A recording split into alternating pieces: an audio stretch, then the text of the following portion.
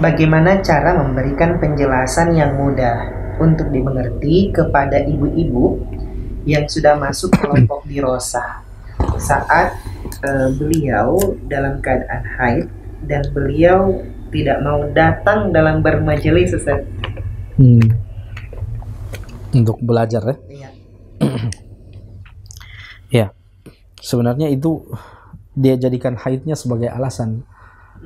Nampaknya dia menjadikan haidnya sebagai alasan untuk tidak datang dalam majelis belajar Al-Quran, majelis dirasah. Caranya, wallahu ta'ala alam, kalau kami ditanya tentang caranya,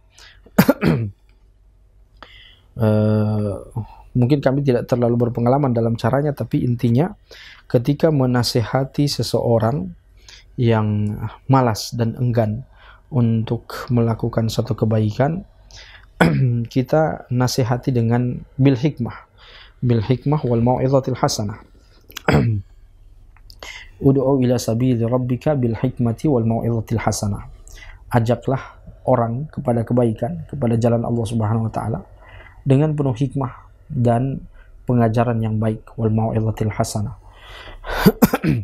Dijauhi kalimat-kalimat yang mungkin mengintimidasi, kalimat-kalimat yang mungkin membuat dia tidak nyaman dalam majlis ilmunya atau dalam majlis dirasahnya, sehingga ketika kita memilih kalimat-kalimat yang lemah lembut akan bisa menjadikan dia atau menjadikan orang yang malas melakukan kebaikan untuk cinta kepada kebaikan itu.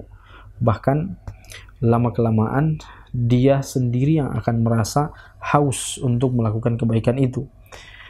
Yang penting kita tetap memberikan kepada dia nasihat yang penuh dengan hikmah, menjauhi kalimat-kalimat yang tidak enak didengar, kalimat-kalimat yang keras mungkin, sehingga menjadikannya kurang nyaman dalam majelis ilmunya. Rasulullah SAW mengatakan dalam langkah-langkah dakwah kepada sahabat-sahabatnya, beliau mengatakan basyiru wala tunafiru.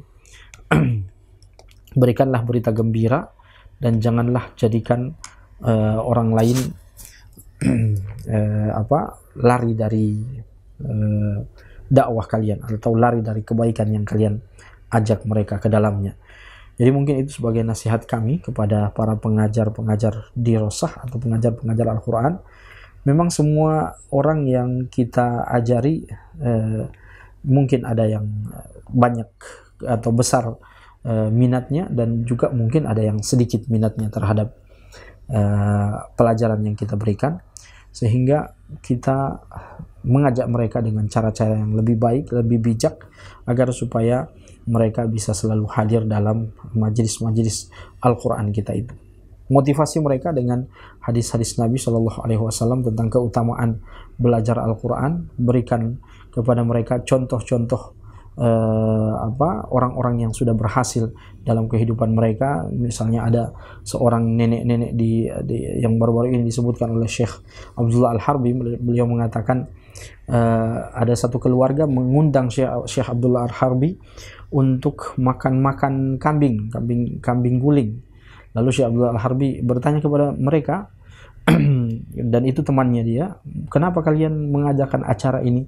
Mereka mengatakan, ada orang tua kami, nenek kami berumur 70 tahun, beliau berhasil menghafalkan Al-Quran 30 juz di umur 70 tahun.